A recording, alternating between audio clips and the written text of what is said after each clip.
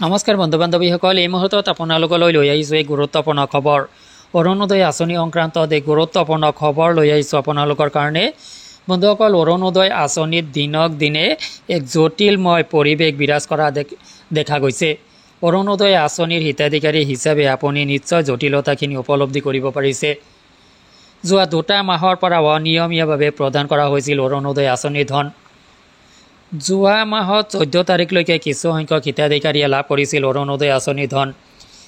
এই অনিয়ম হোৱাৰ সময়তে ভিডিঅ'বিলাকত মই আপোনালোকক জনাইছিলোঁ যে অৰুণোদয় আঁচনিত অতি শীঘ্ৰেই ৰিফ্ৰেছিঙৰ কাম চলিব আৰু সম্ভৱতঃ এই ৰিফ্ৰেছিঙৰ কামেই অৰুণোদয় আঁচনিত আৰম্ভ হৈ গৈছে।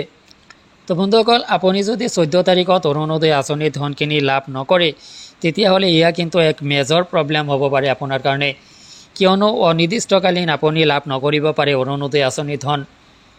ইয়াৰ মূল কাৰণটো হ'ল ৰিফ্ৰেছিং ছিষ্টেম, আৰু এই ৰিফ্ৰেছিং ছিষ্টেমৰ বাবেই অৰুণোদয় আঁচনিত পুৰণা হিতাধিকাৰীক পুনৰ ৰিফ্ৰেছ কৰি অৰুণোদয় আঁচনিত ইনক্লুড কৰাব বিচাৰিছে অসম চৰকাৰে। লগতে নতুন হিতাধিকাৰীসকলক নতুনকৈ ইনক্লুড কৰাব বিচাৰিছে অৰুণোদয় আঁচনিত, যাৰ কাৰণে এক বিশেষ ব্যৱস্থা অসম চৰকাৰে হাতত লৈছে। সেয়া হ'ল নতুন পুৰণা সকলো হিতাধিকাৰীয়ে ডকুমেণ্টছ ভেৰিফিকেশ্যন কৰিব লাগিব বা অৰুণোদয় আঁচনিৰ বাবে পুনৰ আবেদন কৰিব লাগিব, আৰু ইয়াৰ লগে লগে আপোনাক অৰুণোদয় আঁচনিত নতুনকৈ ইনক্লুড কৰাই লোৱা হ'ব।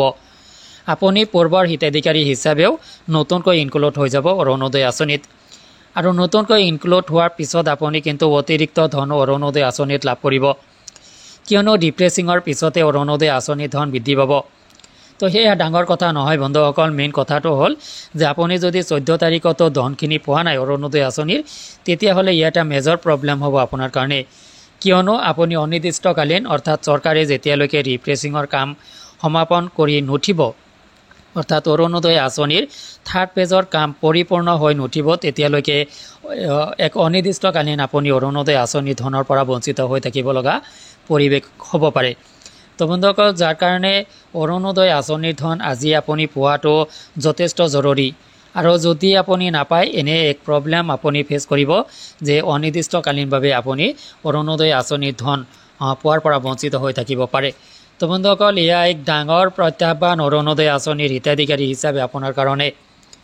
গতিকে আশা কৰিছোঁ আজি আপোনালোকে যি ধনখিনি এতিয়ালৈকে পোৱা নাই চলিত মাহৰ, এই ধনখিনি আপোনালোকে 2 দিন পিছত হ'লেও আপোনালোকে লাভ কৰক, 14 তাৰিখত হ'লেও আপোনালোকে লাভ কৰক।